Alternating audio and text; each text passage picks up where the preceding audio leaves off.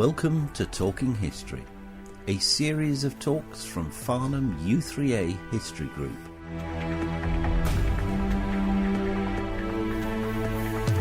In this talk, Peter Duffy tells us about the sick man of Europe and the Berlin Conference of 1878. Part B. Unlike the Congress of Vienna in 1814-15, that took over a year to map out the settlement of Europe after the Napoleonic Wars, the 1878 Congress of Berlin concluded its work in exactly 1 month. This was not solely because of Bismarck's desire to escape the heat of Berlin and to take refuge on his estate. A major reason was that much of the heavy work had already been done and only remained to be ratified by the Congress. Britain had agreed with Turkey that the price of its support against Russia would be Cyprus. There's a whole history that stems from that. Cyprus is a base from which it could observe and control Russia's possible intervention in the Straits, Central Asia and the Suez Canal.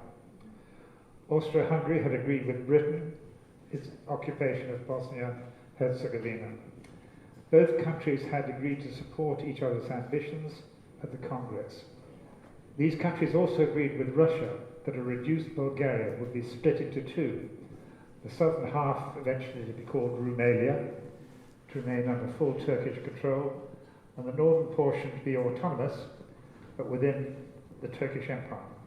Although the agreements were made beforehand, the full details remained to be thrashed out at the Congress and gave the opportunity for much debate and dissension.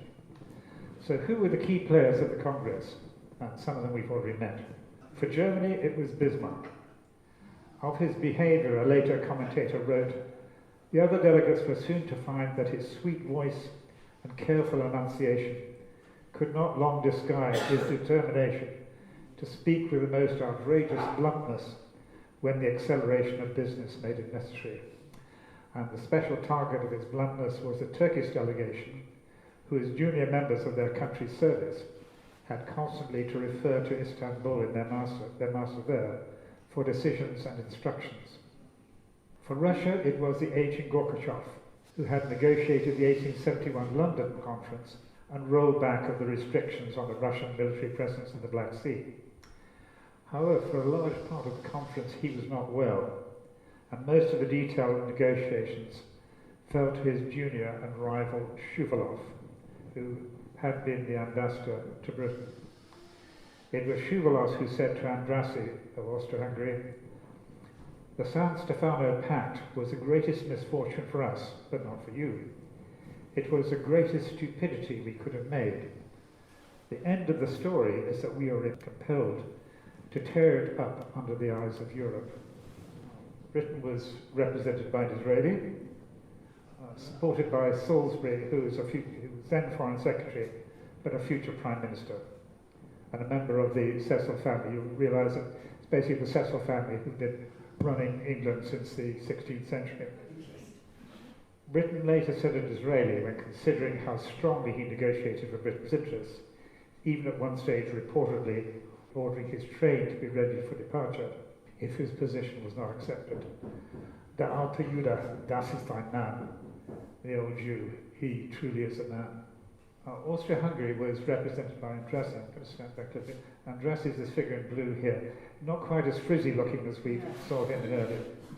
He was subjected to huge pressures. Acting for the monarchy, he was instrumental in negotiating for Austria's gaining of the leading position in Bosnia-Herzegovina.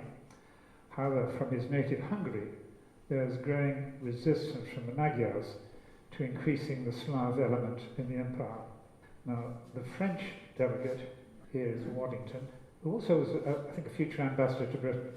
He had a policy that was non-inactif mais réservé, not inactive but reserved, and generally in support of the British and Austro-Hungarian positions.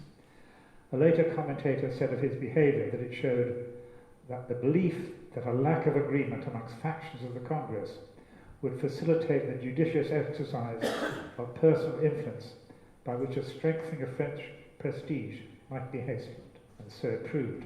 Now Turkey, see here, sent a junior team, Turkey speaking to Salisbury there, they sent a junior team which had constantly to refer to Istanbul for decisions. They were further hampered by the fact that Mehmed Ali, a senior member of their delegation, was a renegade Prussian who'd adopted the Muslim faith and entered initially the Turkish army and then the Foreign Service. Bismarck clearly disliked him.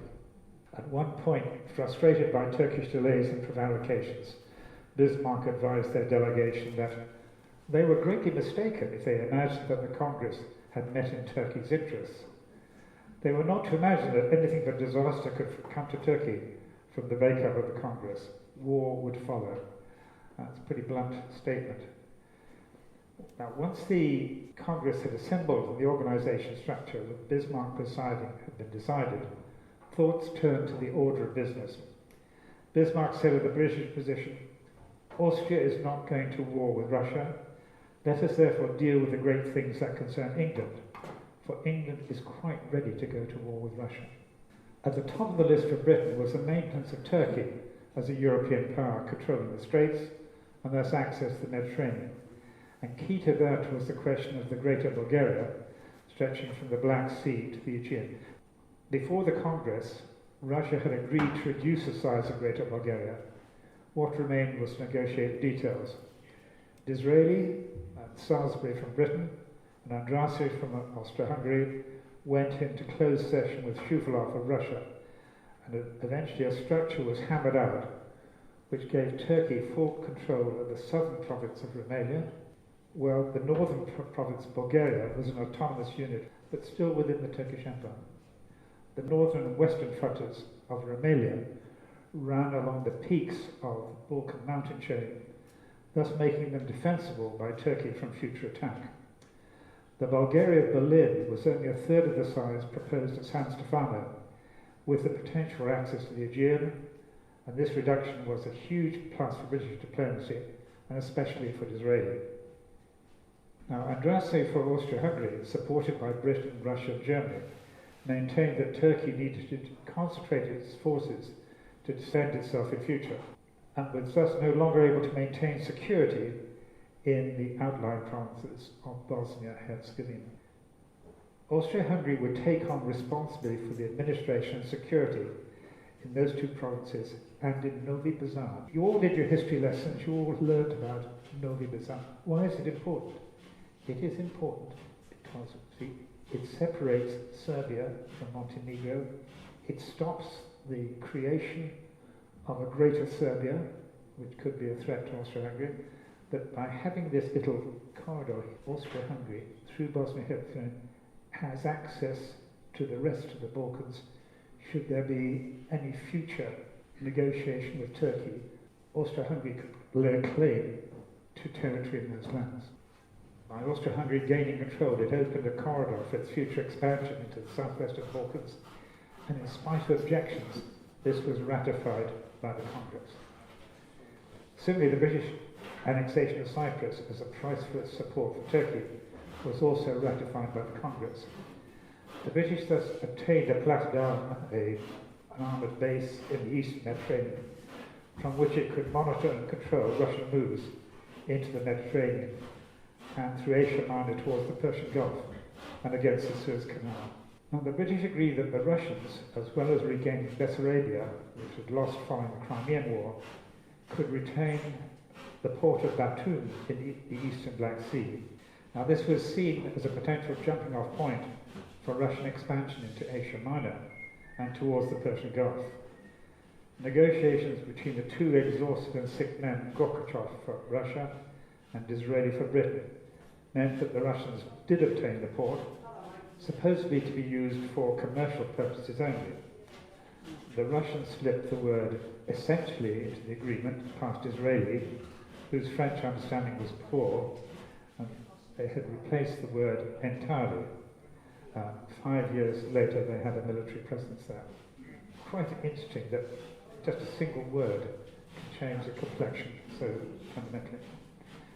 Now, the Sultan retained control of the passage through the Straits, which limited Russian access to the Mediterranean, a key British objective.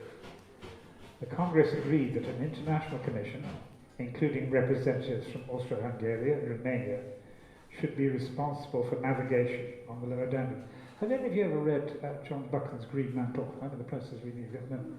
It is fascinating. A great chunk of it describes how German arms were shipped down the Danube to Turkey to support it in its war against Russia, its First World War. It's a fascinating story, but I saw it as a continuation of this particular period. Now, to summarize, the results of the Congress were disastrous for the Ottomans. Turkey lost Bessarabia and the provinces of Kars, Adhan, and Batum in Anatolia to Russia. It lost any claims to Romania or Serbia or Montenegro, which became completely independent. Bosnia and Herzegovina were to be Austro-Hungarian protectorates, Cyprus to Britain, and had to pay a reduced indemnity to Russia. The payment of this and other foreign debts was to be supervised by an international debt commission. At least Bulgaria remained under Turkish nominal suzerainty, and most importantly for Britain, the Sultan still maintained control of the states, denied passage to unfriendly warships. Now these are the short-term results of the Congress, but how did the relationships between the great powers play out in the longer term? Firstly, it should be noted that it largely settled Balkan affairs for 30 years, until the outbreak of the First Balkan War in 1910, when the Slav states, Bulgaria, Serbia, Montenegro, plus Greece, ganged up together to attack Turkey. But it also led to a fundamental restructuring of the relationships between the great European powers. Immediately after the Congress, Andrassy proposed to Bismarck that Germany and Austro-Hungary should sign an alliance whereby each would support the other in case either went to war with Russia. In accepting this, it was an extraordinary move on Bismarck's part and broke the long-standing agreement between Russia and Germany.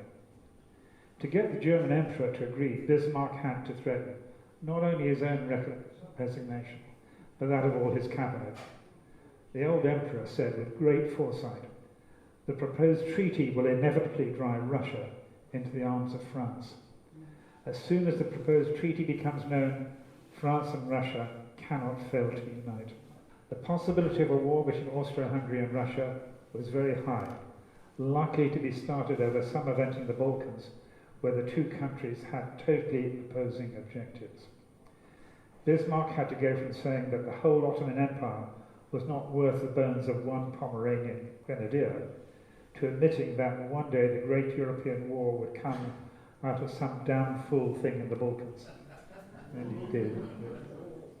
Designed also to keep Austria apart from France for a revenge attack on Germany, this dual alliance bound Germany hand and foot to the preservation of Austria, as Bismarck himself admitted to Disraeli.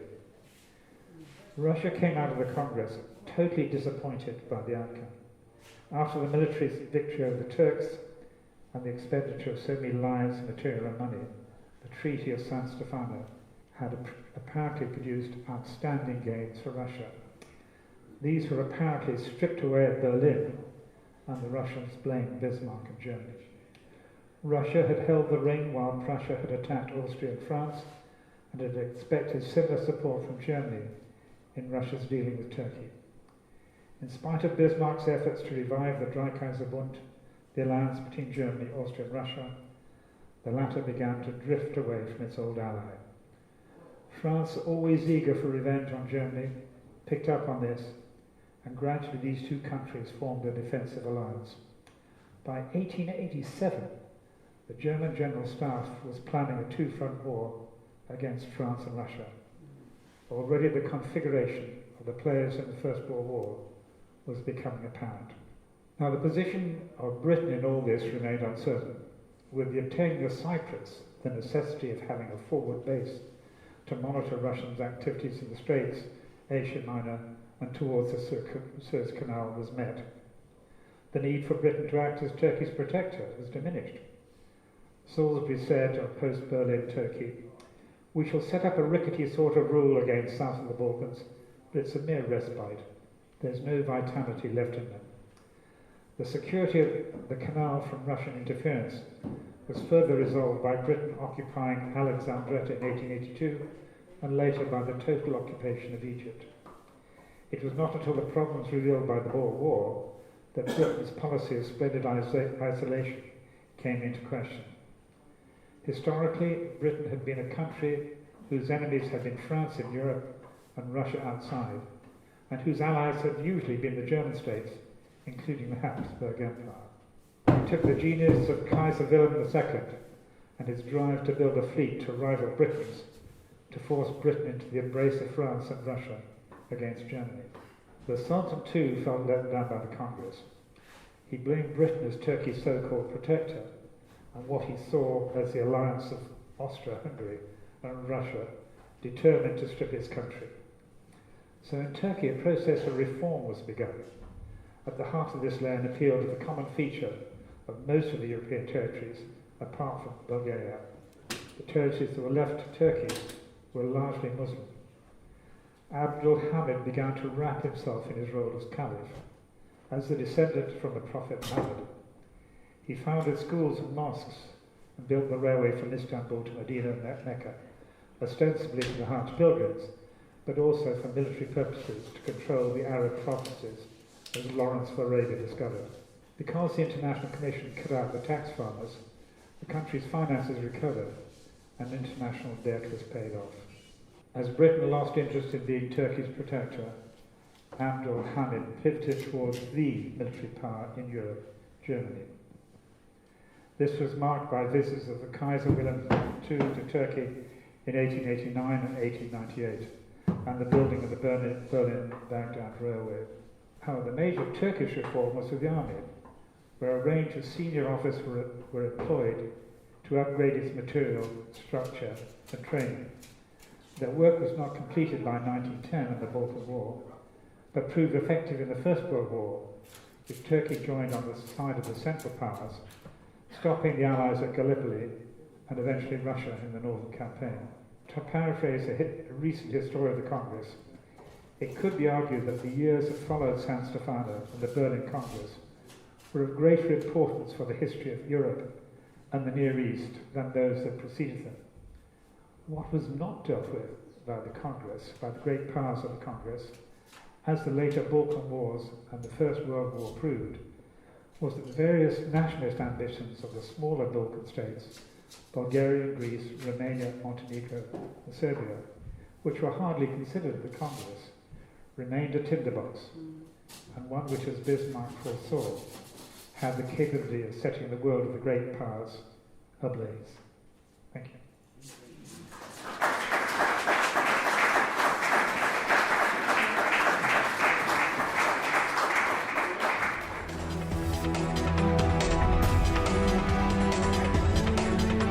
The views expressed by the speaker are not necessarily the same as those held by the team at the Mr. T podcast studio.